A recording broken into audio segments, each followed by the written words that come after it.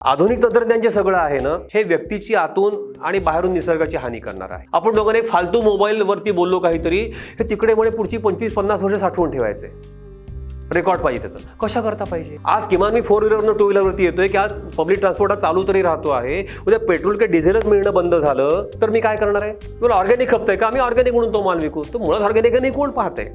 भाजीपाला खरोखरीच organic grow केलेला आहे का नाही, फळं ऑर्गॅनिक आहेत का नाही कोण पाहतो? मला शेवटी खायला आणि प्यायला हवं आहे. मला पैसे कशाला हवेत? त्यामुळे सगळे म्हणून भाजीपाला विकूया. माझे टोमॅटो तुम्हाला देईन, तुमचा भोपळा मी घेईन, माझी काकडी त्यांना देईन, त्यांच्याकडचं दुधी मी घेईन. पैसा कशाला लागतो? ती वस्तू पुन्हा पुन्हा पुन्हा पुन्हा अगदी टाकून द्यायच्या लायकीची होईतोपर्यंत पुन्हा पुन्हा वापरत राहा. कपडा थोडासा फाटला ना, 2 टाके घालून वापरत काय मोठी इज्जत जाते तुमची.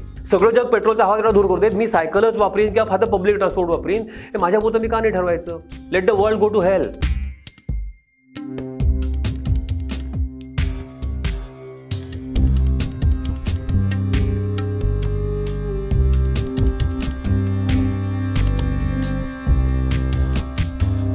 असं वेगवेगळे विचारवंत मानतात की ज्यावेळी आपण शेती चालू केली त्या क्षणी आपण निसर्गाला पहिलं डिस्टर्ब केलं की आम्ही आमचं हे क्रॉप लावणार आणि त्याचा निसर्गाचा काही संबंध नाही. तेव्हापासून इतके 1000 वर्ष, काय 10, 15, 20,000 वर्ष आपण जगतोय, म्हणजे निसर्ग असे डिस्टर्बन्सेस सहन करू शकतो. मग अजून डिस्टर्बन्स राहिलेच थोडेफार तर काय फरक पडतो असं वाटत नाही का लोकांना? ही गोष्ट म्हणजे एक काय झालं आर्ग्युमेंट म्हणून ठीक आहे. शेतीमुळे हानी झाली हे आपण मान्य करायला हरकत नाही.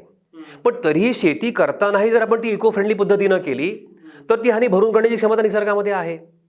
ज्या ती 10,000 वर्ष शेती चालू आहे तो तिच्या सस्टेनेबिलिटीचा पुरावा नाही का? जर ती गोष्ट पूर्णपणे नॉन सस्टेनेबल म्हणजे ती जर निसर्गाची अतिरेकी हानी करणारी असती ती 10,000 वर्ष चालूच शकली नसती. हे जे आधुनिक औद्योगिक क्रांतीनंतरचं जे आपण सिस्टीम या ठिकाणी इंडस्ट्रियल अर्बन सिस्टीम निर्माण केलेली आहे 250 वर्षे नीट चाललेली नाही.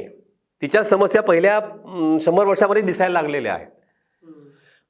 लंडन पूर्णपणे धुरानं काळं बनलेलं होतं, ही समस्या पहिल्या दगडी कोळसा जाळ्याला सुरू झाली तेव्हापासून दिसायला लागलेली आहे. लोकांना अस्थमासारखे विकास घडायला लागले तेव्हा दिसायला लागलेला आहे. हे शेतीमधनं झालंय का? नाही झालेलं. मी जर ऑर्गॅनिक फार्मिंग जो आताही रासायनिक खतं आत्ता गेल्या 50 वर्षामध्ये आली, त्यापूर्वी सगळी वर्ष ऑर्गॅनिक फार्मिंगच करत होती किंवा नॅचरल फार्मिंगच करत होती. त्यामध्ये शेतीमधली बियाण्याची डायव्हर्सिटी फार मोठ्या प्रमाणात ठेवलेली होती आपण. भारतामध्ये या शेतीच्या काळातही तांदळाच्या 3 लाख जेनेटिक डायव्हर्सिटी असलेल्या प्रजाती होत्या असं वंदना शिवा सांगते. 3 लाख प्रजाती तांदळाच्या गावरान बियाणे आपण ज्याला म्हणतो होती, ह्याच गव्हाच्या होत्या, डाळीच्या होत्या, सगळ्याच्या होत्या. जी शेतीमध्ये डायव्हर्सिटी भरपूर होती. आधुनिक शेतीमध्ये आपण ही तांदळातली डायव्हर्सिटी 3 लाखावरून 300 प्रजातींवरती आणली. तर सरकारी बियाणे किंवा हायब्रिड बियाणे आपण म्हणतो ती. हा बदल फार घातक आहे.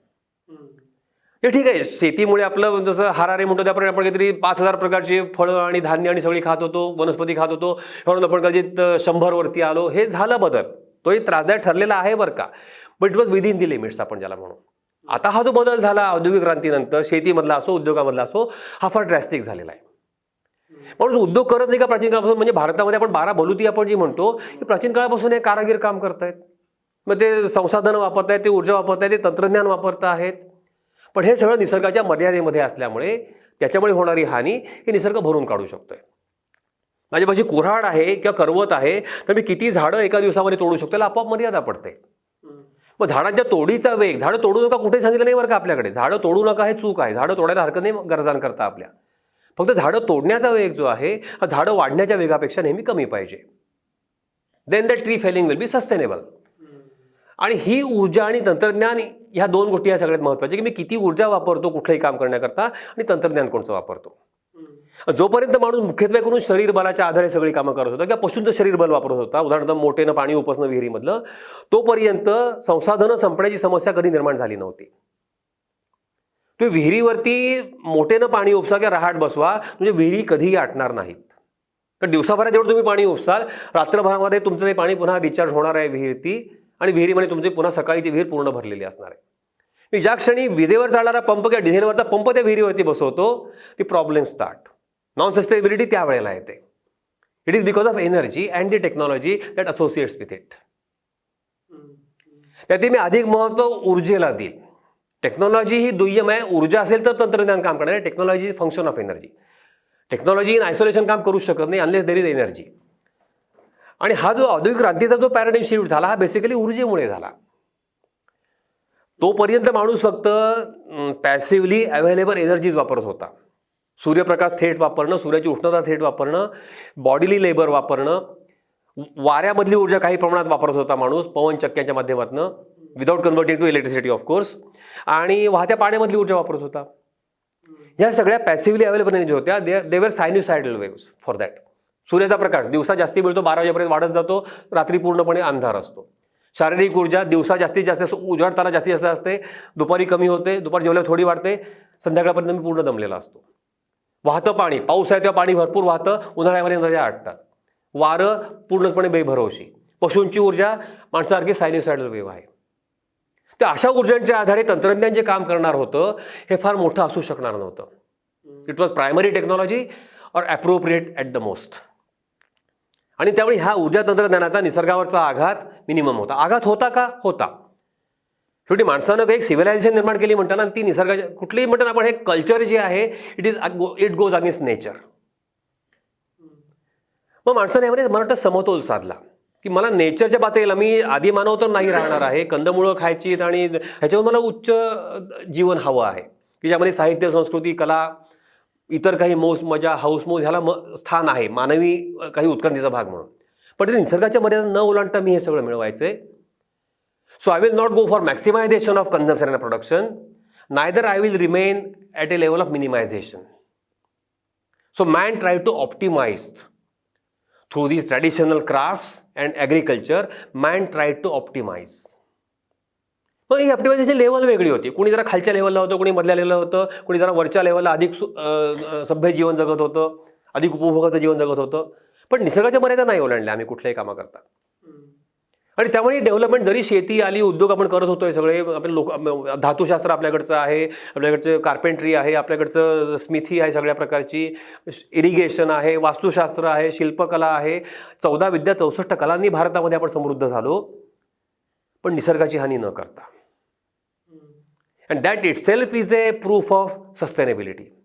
10,000 वर्ष आपण किमान धरू, त्याच्यामध्ये होऊ शकतं, कमी जास्ती काढू शकेल, पण 10,000 वर्ष आपण ही सिस्टीम राबवू शकलो इथे.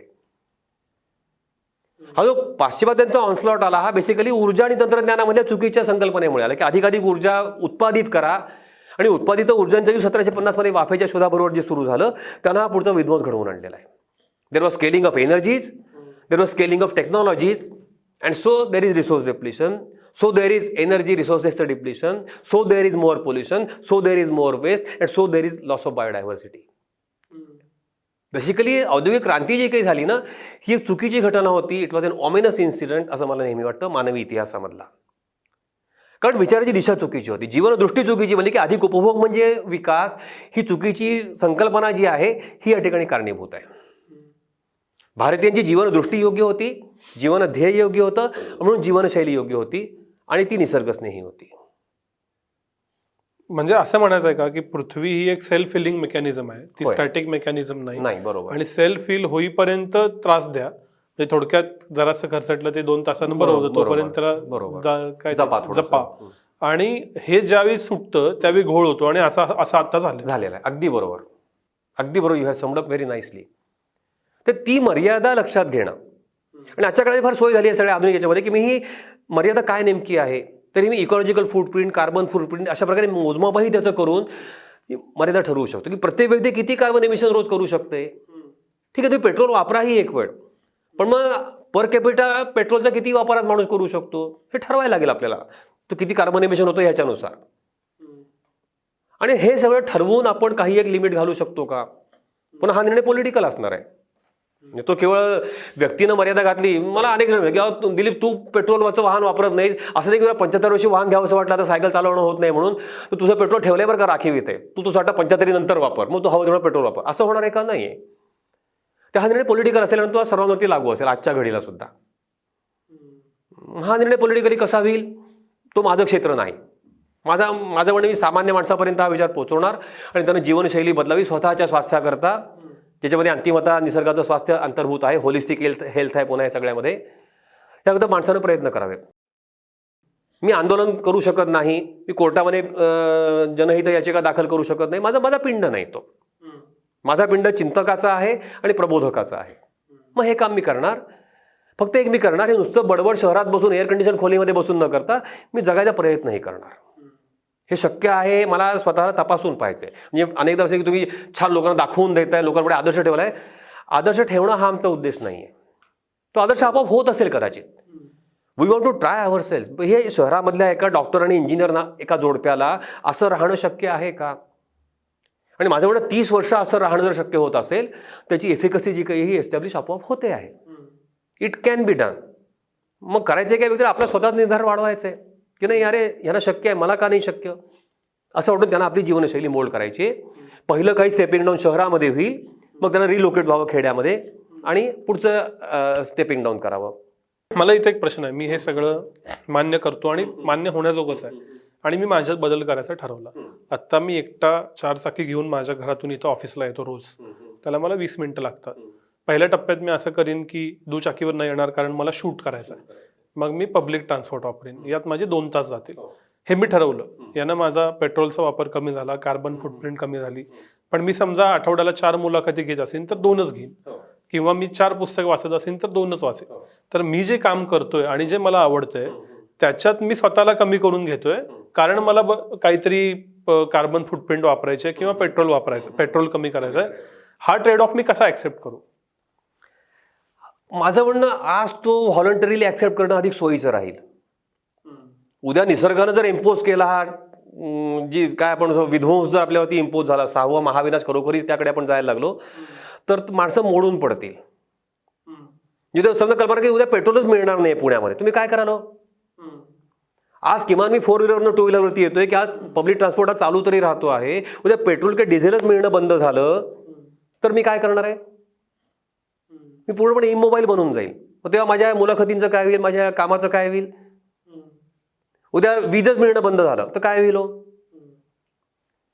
आणि निसर्गानं ह्या आपल्यावरती वाईट परिस्थिती लादण्यापेक्षा आपण ती स्वतःहून स्वीकारत हा बदल निसर्गच नाही करत जाणं, मला हे अधिक मानवाला साधेसं जीवन मानवाला साधेसा विचार आणि कृती वाटते.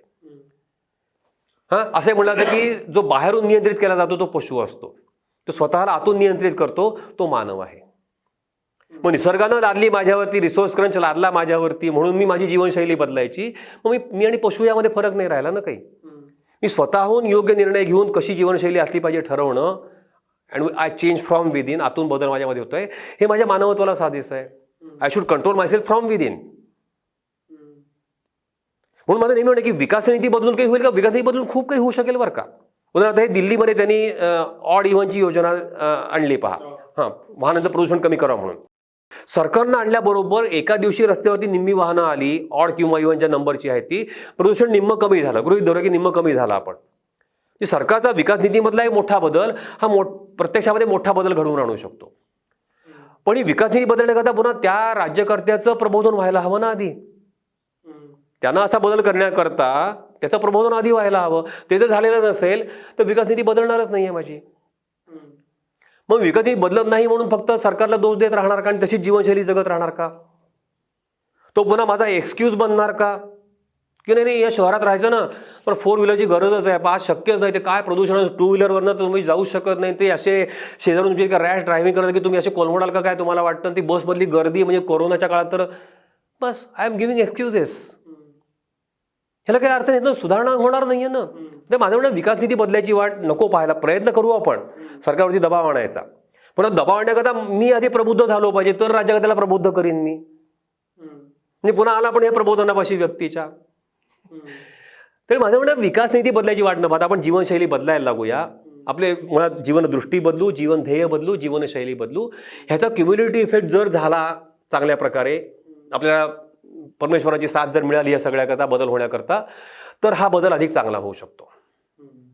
राज्यकर्ता बदल तर कसा बदल होतो? उत्तम उदाहरण आपल्या भूतानचं, की ज्यांनी GDPला अत्यंत कमी महत्त्व दिलेलं आहे आणि GNH जो आहे ग्रॉस नॅशनल हॅपीनेस, हा राजा प्रबुद्ध असल्यामुळे, जिग्मे सिंगे वांगचुक नावाचा एक राजा त्या देशाचा प्रबुद्ध असल्यामुळे, तर पूर्णपणे वेगळ्या पॅरामीटरवरती आधारित विकास नीती किंवा जीवनशैली ही भूतानमध्ये बसवली. हे फार मोठा परिणाम होऊ शकतो राज्यकर्ता बदलला तर. तो जर आधी प्रबुद्ध नसेल तर तो तिथे जाऊन पुन्हा तो वाटोळच करणार आहे. कुठलाही राजा, कुठल्या एका व्यक्तीविषयी बोलत नाही मी, पण सगळे जगामधले सगळे नेते हेच करतायत. त्यामुळे पुन्हा व्यक्तीचं प्रबोधन, व्यक्तीचे विचार शुद्ध बनणं, ते सात्विक बनणं, त्याला हा सगळा सम्यक विकासाची संकल्पना मनामध्ये स्पष्ट असणं त्याच्या, आणि राज्याकरता बनल्यावर त्यावर त्याकरता प्रयत्न करणं, हे पुन्हा सुरुवात व्यक्तीपासून होते. ती मी करतोय. व्यक्तीला बदलायचा प्रयत्न मी करतोय with in my limitations of course. तुम्ही या उत्तरात एक शब्द निघाला म्हणून थोडासा डायव्हर्जंट प्रश्न, कोरोना. या कोरोनाच्या काळात सगळेजण घरी होते, सगळ्यांना हे कळलं की पक्ष्यांचा आवाज ऐकून बरं वाटतं, रस्त्यावरची गर्दी कमी असल्यावर बरं वाटतं, इन्क्लुडिंग मायसेल्फ असं आपण म्हणू, आणि कसं सगळं थोडं स्लो होणं फायद्याचं आहे. पण माझ्या सकट सगळे जसा कोरोना थांबला तसे पुन्हा जुन्याच मार्गावर गेलो, किंबहुना जास्त वेगानं गेलो. मग हे कळलेलं असून सुद्धा परत जुन्या मार्गावर जावं असं का वाटतं सगळ्यांना, ज्यांनी 2 वर्षापूर्वीच अनुभवले की तुम्ही सांगताय ते करा, असं का होतं? हे खूप अवघड आहे बदल करणं. शरीर आणि मनाला ज्या सवयी लागलेल्या आहेत ना, कम्फर्ट झोन आपला सोडणं हे फार अवघड असतं, फार निर्धार लागतो त्याकरता. त्यामुळे आपण म्हणतो कोरोनाचं मी स्मशान वैराग्याची उपमा देतो. स्मशानात गेलो आपण, कोणाच्या अंत्यविधी करता की वाटतं की नाही जीवन वगैरे खरं नाही, शेवटी आपलं हे होणार आहे, 5-4 लोक खांद्यावर नाडणारे आणि जाळून टाकणार आहेत, बदललं पाहिजे. पुन्हा घरी आलो की त्यांचं नेहमीचं जीवन बिझनेस ॲज युज्युअल चालू राहतो. तसं या ठिकाणी होत आहे. माझं हा बदल वरवरचा होता, इट वॉज इम्पोज्ड. म्हणून हा बदल वरून लादला गेलेला होता. निसर्गानं लादला का आणखीन कुणी लादला कोरोनाच्या व्हायरसमधनं आपल्याला माहीत नाही, कुणी तयार करून सोडला का, but it was impose from without. तो बदल फ्रॉम विदिन नव्हता. So it was not going to sustain. ज्या क्षणी कोरोना संपला त्या क्षणी माझं मूळचं जे काही नेचर आहे उफाळून आलं पुन्हावरती, आणि लोकांनी रिव्हेंज परचेस सुरू केला, रिव्हेंज टुरिझम सुरू केलं, आणि it was a revolt of course. कारण आतून मला वाटत नव्हतं हे खरं, माझी ती लादली गेलेली होती. लादण्यातून काही बदल होत नाही माणसावरती. त्याला आतून जर वाटलं हा बदल झाला पाहिजे, म्हणून त्याला सातत्यानं योग्य विचार देत राहणं, त्याला आतून बदलाची प्रक्रिया आपण बाहेरून सुरू करणं. हे आपण त्याला फक्त बाहेरून सांगू शकतो, त्याला वाचायला देऊ शकतो, त्याला ऐकू शकतो, त्याला पाहायला देऊ शकतो की बा हे सगळं बघ, पण शेवटी बदलायची त्याचं त्यानं. You can take horses to water, you cannot make them drink it. पाणी त्याने प्यायचंय शेवटी. हे बदलाचं जे काही आहे ते, हे जे काही ही फिलॉसॉफी आहे याचंही आता मार्केट झालं. एक शब्द आहे मस्त मिनिमलिस्ट, आणि दुसरा आहे इको फ्रेंडली, आणि तिसरा आहे ऑर्गॅनिक. मार्केट फोर्सेसमुळं का विना हे बदल होतील का? मला वाटते नाही होणार. कारण मार्केट सिस्टीमचं अंतिम ध्येय पुन्हा अधिक नफा त्यांना मिळणं हे आहे. पण तो आधी रासायनिक खतं विकून मिळत होता का, आता ऑर्गॅनिक खतं विकून मिळवा. रासायनिक यांनी प्रदूषित झाले धान्य विकून मिळत होता का, आता ऑर्गॅनिक धान्य मिळवून की ऑर्गॅनिक भाजीपाला विकून मिळवा. मग तुम्हाला सुती कपडे किती महाग झाले पहा. सिंथेटिक फायबरचे कपडे लोक वापरते, सुतीवरती आल्यानंतर कॉटनची क्रेज आली, आता कॉटन महाग. आमच्याकडे नेहमी कॉटन वापरणाऱ्यांना परवडत नाहीत कपडे, असं झालं खादीचे आणि सुतीचे, इतके महाग होऊन बसलं. पण शेवटी मार्केटला फायदा हवा आहे, बिझनेस हा फायदा करता आहे. मग तुम्हाला प्रॉडक्ट तुमचं काय बदलणार ते, मग त्याची तुमची जे काय आपण टर्मिनॉलॉजी म्हणतो किंवा सगळं जार्गन म्हणतो, बझवर्ड्स म्हणतो, हे ते वापरणार. तुला ऑर्गॅनिक खपतंय का, आम्ही ऑर्गॅनिक म्हणून तो माल विकू. तो मुळात ऑर्गॅनिक नाही कोण पाहतंय. भाजीपाला खरोखरीच ऑर्गॅनिक ग्रो केलेला आहे का नाही, फळं ऑर्गॅनिक आहेत का नाही कोण पाहतो. असा प्रकार होतो. त्यामुळे हा फक्त मार्केट स्ट्रॅटेजीचा भाग आहे, आणि मार्केटचा काय आपण म्हणतो त्याचा बिझनेस मॉडेलचा भाग आहे. फक्त त्यांना बदल होईल असं मला वाटत नाही. आणि पण दुसरा असं होतं की हे सगळं महाग केल्यामुळे ही मुठभरांची मक्तेदारी बनते. एलिटिस्ट राहतं हे सगळं जे काही आहे. ऑर्गॅनिक फूडच एलिटिस्ट बनलं. सामान्य माणसाला ऑर्गॅनिक फूड परवडणारच नाही आहे. म्हणजे धान्य असो किंवा भाजीपाला असो किंवा फळं असोत, सामान्य माणसाला सुती कपडे परवडणारच नाही आहेत. त्याला सिंथेटिक फायबरकडे जावं लागणार, कारण ते स्वस्त मिळतात त्याला. हा जो काही भाग आहे, मग एलिटीज राहणार का फक्त? आपल्याला सगळ्यांची जीवनशैली इको फ्रेंडली व्हायला हवी असेल, मला उत्तम उपाय काय, शेवटी तुम्ही ग्रो करा. You become self sufficient. तुम्ही शेती आधारित जीवन जगा, शेतीवर तुमच्या सगळ्या वस्तू भाजीपाला तुम्ही स्वतः ठिकाणी पिकवा, तोच खा. मग अशा कम्युनिटीज बनल्या पाहिजेत की ज्यांची काही एक जमीन त्यांनी घेतली म्हणा की आहे म्हणा, मग तरी त्या ठिकाणी स्वतः एकमेकांकरता सगळं ते बनवतात. आता अमेरिकेमध्ये ही फार मोठी मुवमेंट आहे. म्हणजे आज आपण म्हणतो की अमेरिकेचं एक विशिष्ट चित्र आपल्याला सगळ्या माध्यमामधून दिसतं. ह्या तस्वीर का दुसरा रूप जो ह्या कधी दाखवलाच जात नाही. ह्या अमेरिकेमध्ये आमिष नावाची कम्युनिटी आहे. गेली 300 वर्ष हे आमिष जर्मनीमधून आलेले ख्रिश्चन लोक होते. आमिष चर्च वेगळा आहे, ख्रिश्चन चर्चचा एक भाग. हे अत्यंत साधेपणानं अमेरिकेमध्ये राहतात. आपली कल्पना त्या बाहेरच्या अमेरिकेचा वाराही आपल्याकडे लागू देत नाहीत. ते मोटारी वापरत नाहीत, ते वीज वापरत नाहीत, अशी राहणारी मंडळी आहेत. त्यांच्या 250 सेटलमेंट्स अमेरिकेमध्ये आहेत आणि काही लाख लोकसंख्या आमिष कम्युनिटीची आहे. हे घोड्याचा वापर करतात सगळ्या ट्रान्सपोर्टेशन करतात आणि शेती करतात आजही. ही कम्युनिटी इतके 300 वर्ष ही बाहेरच्या अमेरिकेची पूर्णपणे विरोधी जीवनशैली जगतायत. आज अमेरिकेमध्ये मेनस्ट्रीम सोडून त्याच्या बाहेर पडणारे आणि रिलोकेट होणारे, ही पुन्हा ग्रासरूट मुवमेंट आहे रिलोकेशनची. होलिस्टिक हेल्थची मुवमेंट आहे, पेरेंटिंगची मुवमेंट आहे, कम्युनिटी लिव्हिंगची मुवमेंट आहे, ऑर्गॅनिक फूड निर्मितीची मुवमेंट आहे, बार्टर सिस्टीमची मुवमेंट आहे. एक व्हॉलंटरी सिम्प्लिसिटी नावाचं पुस्तक आहे ड्युएन एल्गिनचं, ज्याच्यामध्ये ह्या सगळ्या लोकांच्या मुलाखती घेऊन त्यानं कंपाईल केलेल्या आहेत आणि चळवळ कशी अमेरिकेत पुढे जाते हे त्यांनी सांगितलेलं आहे. ज्या अमेरिकेकरता अमेरिकेकडे आपण एक उपभोगवादाचा आदर्श म्हणून आपण पाहतो, त्या अमेरिकेमध्ये लक्षावधी लोक आधी चळवळीमध्ये समाविष्ट आहेत. तरी शहरं सोडली, खेड्यात गेले, शेती करायला लागले, चलनविरहित अर्थव्यवस्था त्यांनी आणली. मला शेवटी खायला आणि प्यायला हवं आहे, मला पैसे कशाला हवेत, ते आपण सगळे म्हणून भाजीपाला विकूया, माझे टोमॅटो तुम्हाला देईन, तुमचा भोपळा मी घेईन, माझी काकडी त्यांना देईन, त्यांच्याकडचा दुधी हलवा मी घेईन, दुधी मी घेईन. पैसा कशाला लागतो? कोणीतरी कापूस उत्पादित करेल, कोणीतरी तो विणेल, मी त्याचे कपडे तुम्हाला हे करून देईल. आपली जुनी जी आपण म्हणतो ना गांधीजींची ग्रामस्वावलंबनाची स्थिती हेच अमेरिकेमध्ये आलेली आहे. आणि गांधीजी मागास म्हणून आपण त्याला हे सगळं त्याची चेष्टा केली. पण टॉफलरसारखा आधुनिक विचारवंत सुद्धा प्रोझ्युमर सोसायटीच्या नावाखाली अशा समाज रचनेची कल्पना पुढे मांडतो, where producer and consumer is one and the same. That is prosumer society. गांधीजींनी म्हणलं ग्रामस्वावलंबन, की मूलभूत गरजांच्या बाबतीमध्ये प्रत्येक गाव स्वयंपूर्ण पाहिजे. गावात बाहेरून काही शक्यतो यायला नको, बाहेर काही पाठवायलाही नको. स्थानिक स्तरावरती आपल्या सगळ्या गरजा भागवा. पण हे करण्याकरता मला माझं वैचारिक बदल व्हावा लागेल. मला टी व्ही हवा, मला मोटरसायकल हवी, मला टुरिझमला इंग्लंड अमेरिकेला जायचं किंवा बँकॉक पटायाला जायचंय. पैसे कमवायचे म्हणलं की झालं, मला मग विक्री करता काहीतरी बनवायला पाहिजे. ते केलं की मला आधुनिक मार्ग शेतीचे अवलंबायला पाहिजेत किंवा उद्योगांचे. मग सगळा विनाश सुरू झाला. पुन्हा ही जीवनशैली अवलंबायला करता व्यक्तीनं पुन्हा माहोल जो वैचारिक आहे तोही पुन्हा योग्य हवा, जीवनदृष्टी सगळ्यांची योग्य बनायला हवी. हे पुन्हा बाकी सगळे इतक्या गुंतागुंतीच्या गोष्टी आहेत सगळे की त्याला एकच एका ठिकाणी उत्तर आहे असं नाही. March together but strike differently असं एक म्हटलं जातं. मला वाटतं की सगळ्या पर्यावरणवादी चळवळी ज्या काही आहेत ना त्या हे काम करत आहेत की प्रत्येकाचं हे वेगळं आहे. कोणी PIL दाखल करेल कोर्टामध्ये आणि त्या माध्यमातून काही बदल घडवून आणेल, कोणी आंदोलनं करेल आणि बदल घडवून आणेल, माझ्यासारखा माणूस प्रबोधन करून बदल घडवून आणेल, कोणी पर्याय उपलब्ध करून देईल आणि बदल घडवून आणेल. We are marching together but striking differently. आणि ह्या सगळ्यामधनं एक असं मी आशा करतो की नवा माहोल निर्माण होईल की जो लोकांना वेगळ्या जीवनदृष्टी त्या लोकांना देईल, वेगळ्या जीवनशैलीकडे घेऊन जाईल.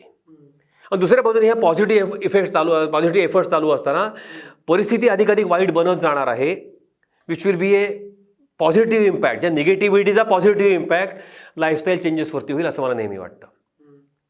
शेवटी कोरोना आल्यानंतर मला घरात बसणंच भाग आहे, सगळे माझे डाऊनसाईज करणंच भाग पडलं मला. हाही माझं म्हणणं एक पॉझिटिव्ह परिणाम झाला कोरोनाचा, की त्या काळात का होईना तुम्हाला हे सगळी वेगळी जीवनशैली अवलंबावी लागली. हा क्युम्युलेटिव्ह इफेक्ट झाला परिस्थिती बिघडण्याचा. ही जी कोरोनामुळे बिघडली ती कधी स्ट्रेसमुळे बिघडेल. अमेरिकेमध्ये स्ट्रेस हा एवढा मोठा मेनेस बनलेला आहे की सगळं उपभोगायला आहे, माझ्यापाशी भरपूर पैसा आहे, पण उपभोगायची माझी क्षमता आतून संपलेली आहे, शारीरिक मानसिक क्षमता. मी आतून मोडून पडतोय, त्यामुळेही डाऊनसाईज व्हावं लागतं आहे. म्हणजे म्हणलं तर वाईट प्रकारे होतं आहे, पण it is forcing you to downsize. त्यामुळे बाहेरची परिस्थिती बिकट होत जाणं हा एक माझं म्हणणं ह्या बदलाकरताचा पॉझिटिव्ह इम्परेटिव्ह असू शकतो. आणि आतून प्रबोधन होऊन ती व्यक्ती बदलणं हा पॉझिटिव्ह इम्परेटिव्ह आहे. दोन्ही एकावेळी काम करतील आणि हा बदल घडेल असं मला वाटतं नेहमी. की अख्खा समाज म्हणून बदलायला कदाचित हा विचार असा पुढे झाला तर 500 वर्ष लागतील असं आपण गृहीत धरू. तोपर्यंत समजा आमची एक सोसायटी आहे, असं एक उदाहरण दाखल, त्या 500 फ्लॅटने ठरवलं की आम्ही कम्युनिटी फार्मिंग करू, किंवा असे खूप प्रयोग पुण्यातही आता होऊ लागलेत. सो एका छोट्या कम्युनिटी पुरतं मी असा बदल करायला लागलो. पण या कम्युनिटीतनं बाहेर पडल्यावर मी आजच्या मटेरियलिस्टिक जगातच आहे. मी घरात स्वतः पिकवलेलं काय दही खातोय, दूध खातोय, वांग खातोय, भाजीपाला खातोय, आणि बाहेर मात्र पूर्ण काचेच्या बांधलेल्या बिल्डिंगमध्ये नोकरी करतोय. ह्या दोन रियालिटीजमध्ये मी कसं जगणार? मी गिल्टीच राहीन फक्त. माझ्याकडे गिल्ट असावी. मी एक म्हणजे गतिमान सुधारण मासिक जातेमध्ये एक अग्रलेख लिहिला आहे मासिकामध्ये की जो अपराधी भाव जो काही आहे ना हा एक पॉझिटिव्ह इम्परेटिव्ह असू शकतो, पुश असू शकतो तुम्हाला. कुठतरी मला आतमध्ये डाचत राहणं ही सुद्धा एक माझं म्हणणं एक पुढच्या दिशेमधलं पाऊल आहे.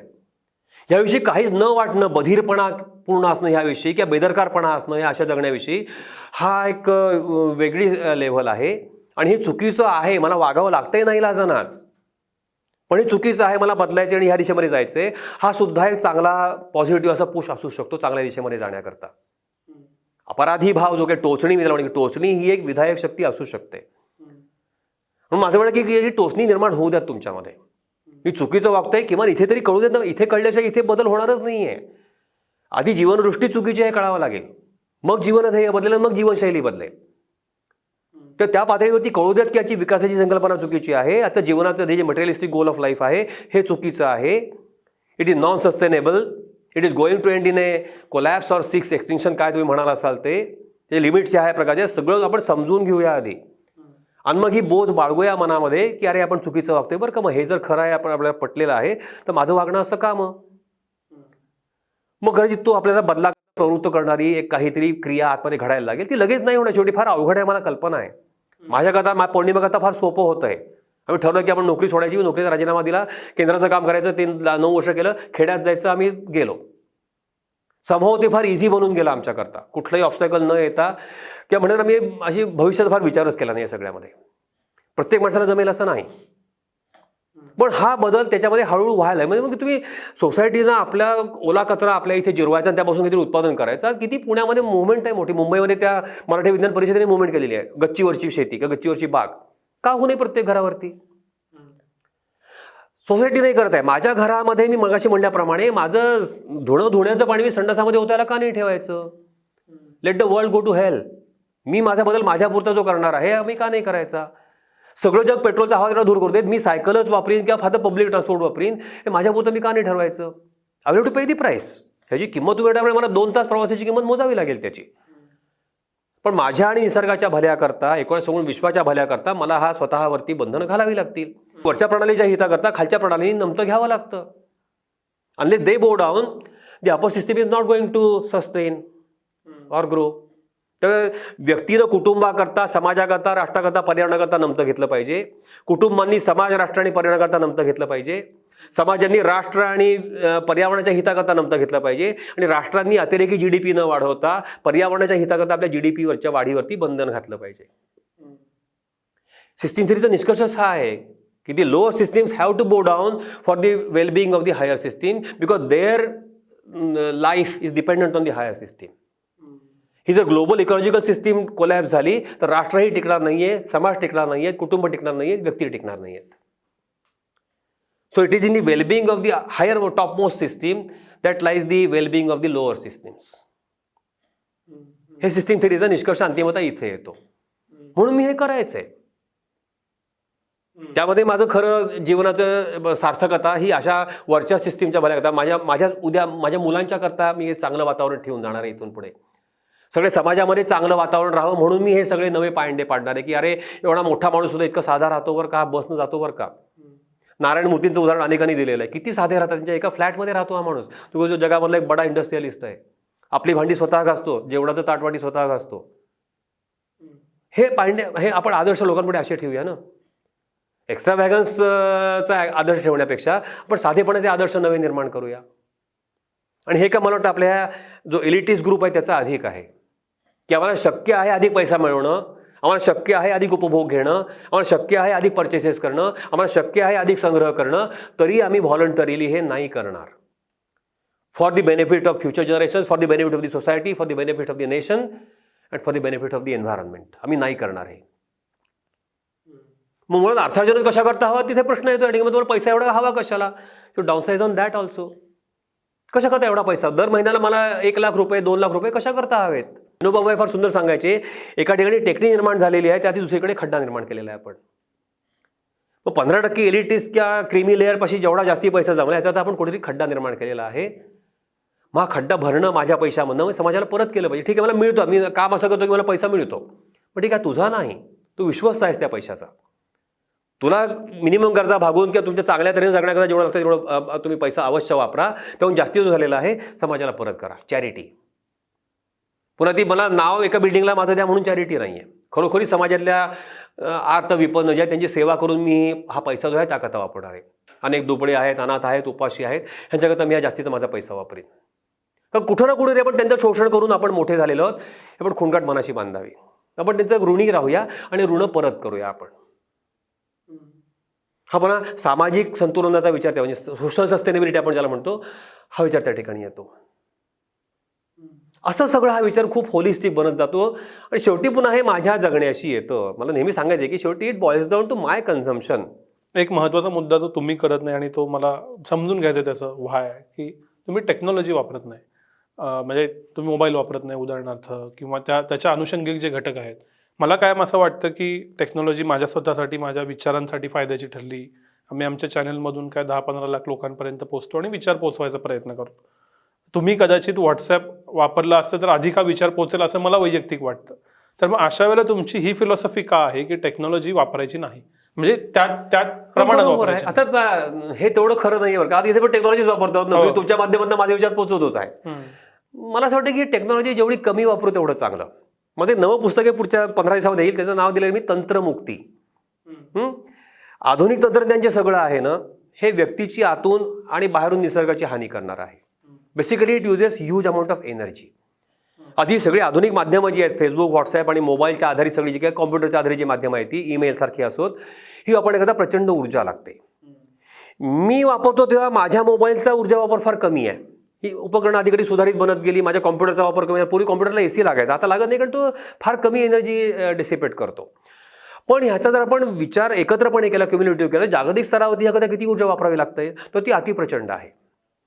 म्हणजे एखादी फ्रान्समध्ये गणित केलं एका संस्थेनं की एका ईमेलचा कार्बन फुटप्रिंट हा 20 ग्रॅम एवढा आहे.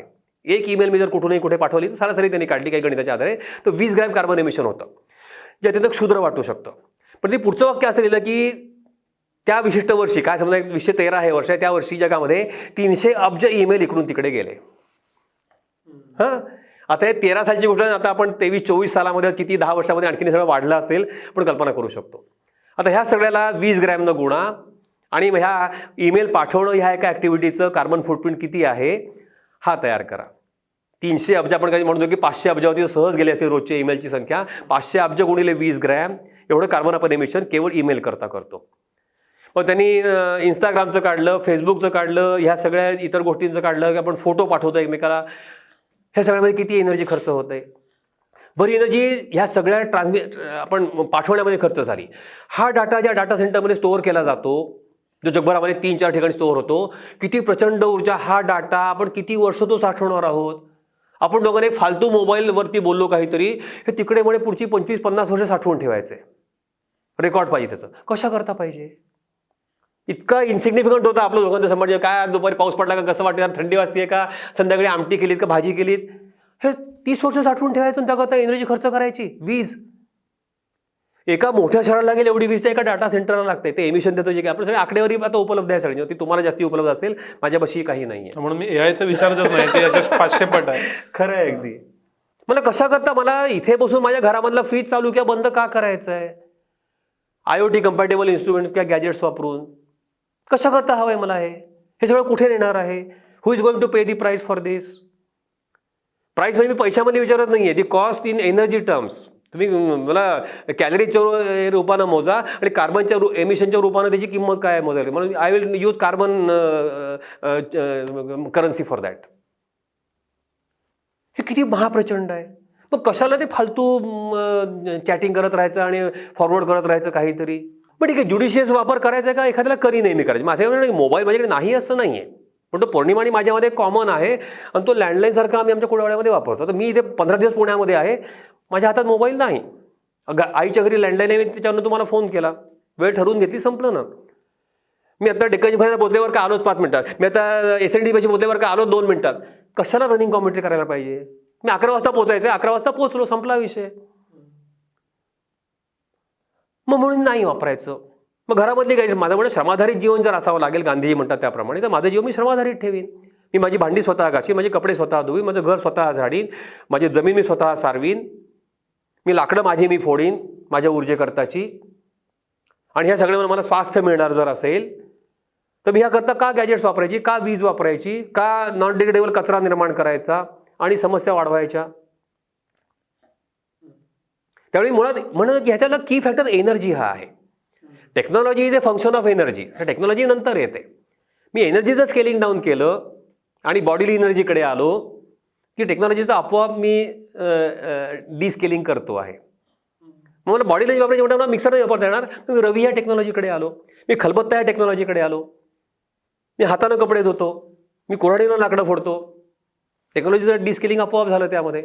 मग ते निसर्गाला हानिकारक नाही आहे. ह्या मी शेवटी माणूस म्हणून आम्ही कच्चे कंदमुळं तर खाऊ शकत नाही. मला अन्न शिजवायचे मी लाकडावरती शिजवणार. आमच्या घरामध्ये LPG आम्ही काढून टाकला 2004 साली. 20 वर्ष आमच्याकडे LPG नाही.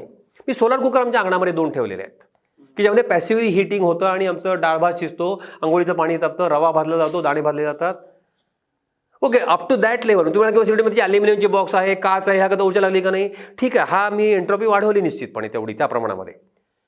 पण मी त्याकरता वीज किंवा गॅस वापरण्यापेक्षा ती एंट्रोपीमधली वाढ खूप मिनिमल आहे. तीही टाळावी शक्य तर नाही असं नाही. माझी ऑप्टिमायझेशनची पातळी जी काही आहे मी थोडीशी जरा अपर ठेवली, अगदीच मिनिमलच्या पेक्षा थोडीशी वरची. हे मी केलं. त्याचे फायदे मला मिळाले. मला शारीरिक स्वास्थ्य मिळालं, माझं मनशांती मिळाली. आज मला उगवते ते सारखे मोबाईलवरती स्मार्टफोनवरती मेसेज येत राहतात, अलर्ट येत राहतात. काही नाही आमच्याकडे. कोणाचा आला तर फोन दिवसातनं एखाद दुसरा येतो. आम्हाला अगदी गरज वाटली तरच आम्ही फोन करतो. उगवतं सारखं काहीतरी मेसेज करत राहायचा, बडबड करत राहायची, हे आमचं टळतं पूर्णपणे. TV कॉम्प्युटर नसल्यामुळे स्क्रीन टाईम आमचा 0 असं म्हणायला हरकत नाही. मग मी वाचन करू शकतो, चिंतन करू शकतो, ते माझ्या जगण्याशी जोडू शकतो, बाहेरच्या निसर्गाचा फार आस्वाद घेऊ शकतो. आपण हे सगळं किती गमावते आपल्या कल्पना नाही. What is the price we are paying. घनदाट काळोख आणि चांदण्याने भरलेला आकाश, ह्याची किंमत आपण किती गमावतो, ते आपण किंमत मोजतो. हे सगळं गमावून कोजागिरीच्या चांदण्याची जे काही सौंदर्य आहे मी गमावतो. म्हणजे मी काय गमावतो या आयुष्यामधलं, शहरातल्या माणसाला कळतच नाही आहे. आजच्या घटकेला शांत परिसर आहे, वाहनांचा गडबडाट नाही, आवाज नाही, हॉर्न नाहीत, एक शांत जीवन मी जगतोय. ह्याची जी काही मला मिळतं आहे ह्याची की खूप मोठी I am gaining a lot of things through that. मला आनंद जो हवा आहे उपभोगामधून शोधण्यापेक्षा उपभोगाशिवाय मी हा आनंद जर मिळवत असेल ते अधिक इको फ्रेंडली नाही का? आणि पुन्हा जगातल्या समस्यांमध्ये भर घालत नाही आहे मी, कार्बन एमिशन वाढवण्याच्या किंवा अन्य समस्यांमध्ये. I am living a very nice life, contented life. हे जे काही आहे हे मला हा विचारामधला फरक जाणवतो की तंत्रज्ञान वापरत नाही हा एक त्याचा मला हेकेखोरपणा नाही आहे त्यामध्ये. त्यामुळे काय एवढा मोठा विचार आहे की ऊर्जांचा विचार आहे, टेक्नॉलॉजीचा विचार आहे. म्हणून तंत्रमुक्ती 312च्या पुस्तकामध्ये तंत्रज्ञान का घातक आहे हे तर मी सांगतोय. तंत्रज्ञानाचा अतिरेक म्हणजे आधुनिक, बेसिकली आधुनिक तंत्रज्ञान. बघा, सगळी तंत्रज्ञान नाकारायला मी सांगतच नाही आहे.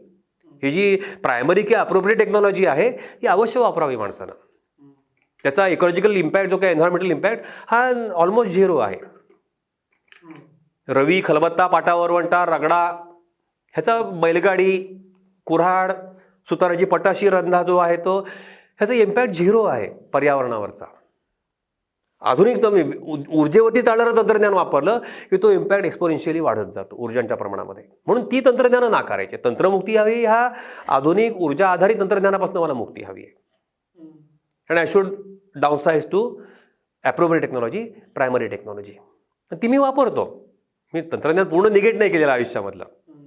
हे एवढं सगळं ऐकलं माझ्या सकट सगळ्यांचं की अशी रिॲक्शन येईल की दिलीप कुलकर्णी सर ग्रेट आहे, पण त्यांच्यासारखं काही आपल्याला जमणार नाही.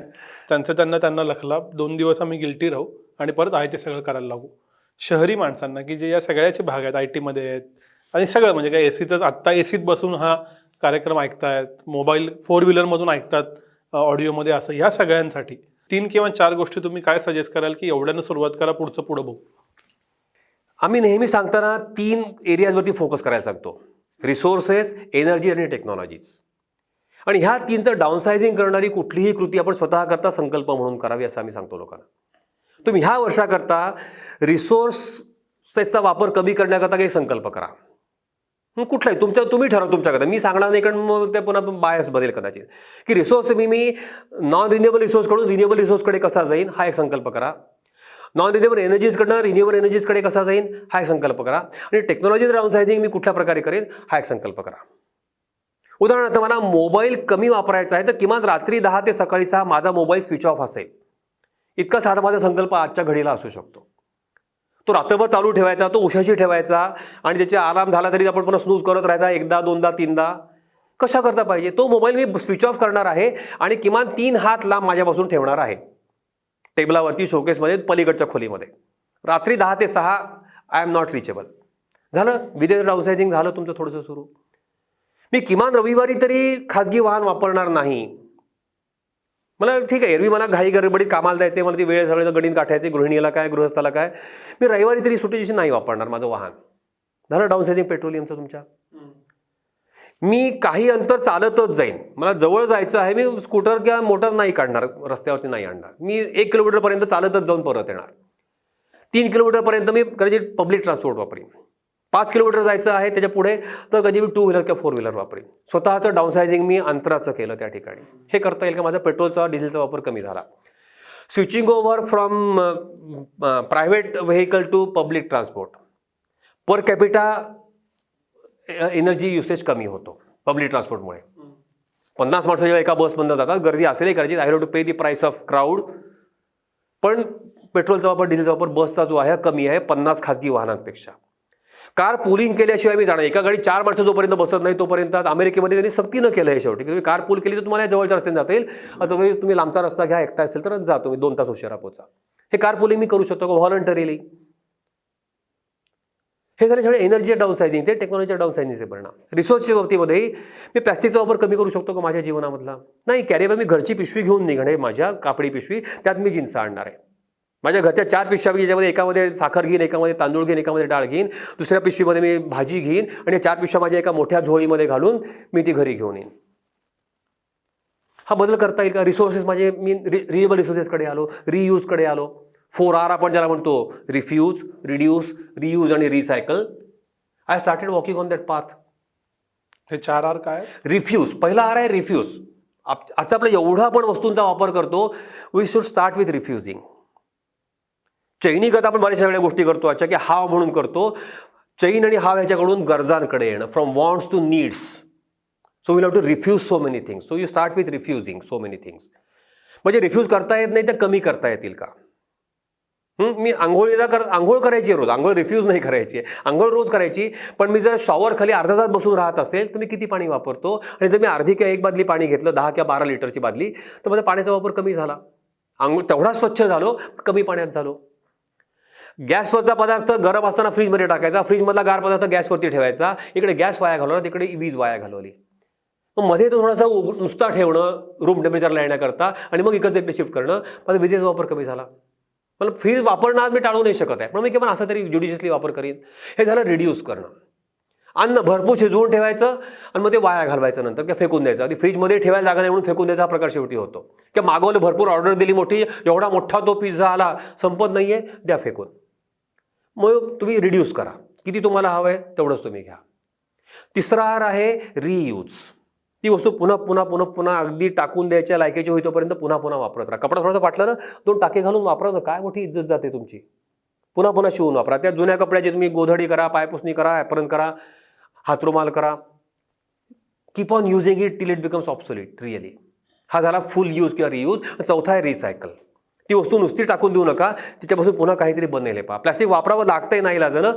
प्लॅस्टिक तुम्ही कचऱ्यात न टाकता प्लॅस्टिकपासून पुन्हा प्लॅस्टिकमध्ये रॅक पिकर्सकडे ते जाईल, हे तुम्ही पहा. प्लॅस्टिक वेस्ट एकत्र गोळा करून ती तिकडे द्या. इलेक्ट्रॉनिक वेस्ट पुन्हा त्या रिसायकलिंग करता द्या. कागदापासून पुन्हा कागद बनला पाहिजे. ह्या 4Rच्या आधारे डाऊनसायझिंग करणं, आणि या 3 क्षेत्रामध्ये की रिसोर्सेस, एनर्जी, टेक्नॉलॉजीज, कधी संकल्पपूर्वक पुढे जाणं. हा मी म्हणेन की आपल्याला अगदी व्यावहारिक अशा तऱ्हेचा हा उपक्रम करता येऊ शकेल. मला पॉझिटिव्ह गोष्टी, माझ्या बाल्कनीमध्ये मी काही कचऱ्याचं, माझ्या ओल्या कचऱ्याचं खत करून त्याच्या आधारे मी माझी मिरची, टोमॅटो आणि एक अशी काही झाडं वाढवू शकतो का, जी मला घरच्या घरची, मला पटकन मिरची एक तोडून आणि फोडणी टाकली करता येईल. मला कोथिंबीर त्या ठिकाणी थोडीशी मिळेल. अनेकांनी गच्चीवरती पपईची झाडं लावलेली आहेत, डाळिंबाची झाडं लावलेली आहेत. गच्चीवरती विदाऊट सॉईल, मंडईमधला कचरा घेऊन यायचा सगळा भाजीपाल्याचा, आणि तो कचरा कुजवून त्यांनी गच्चीवरती झाडं वाढवलीत. हे करता येईल का आपल्याला?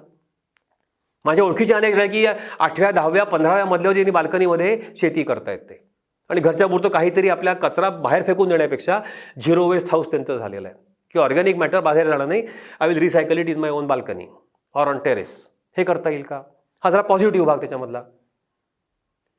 असं खूप काही आपल्याला करता येऊ शकेल. शहरात राहूनही करता येऊ शकेल, आणि प्रत्येकानं केलं पाहिजे असं मी म्हणतो. की जे जे करणं शक्य आहे निसर्गाला जपण्याकरता ते केलंच पाहिजे. रिसोर्सेस वाचवण्याकरता, एनर्जी वाचवण्याकरता हे केलंच पाहिजे प्रत्येकानं. सर, हे फार इंटरेस्टिंग आहे, आणि एन्व्हायरमेंट आणि सस्टेनेबिलिटी गोल्स आम्ही ऐकतो खूप, पण ते कसे करायचे त्याची फिलॉसॉफी खूपच समजून घेतलं. त्यातलं थोडंफार माझ्या लेवलला तरी इम्प्लिमेंट करता येईल का ते मी बघीन. आमचे कदाचित बहुतांश प्रेक्षकही या दृष्टीनं विचार करतील. तुम्ही वेळ दिलात त्याबद्दल खूप खूप आभार. धन्यवाद.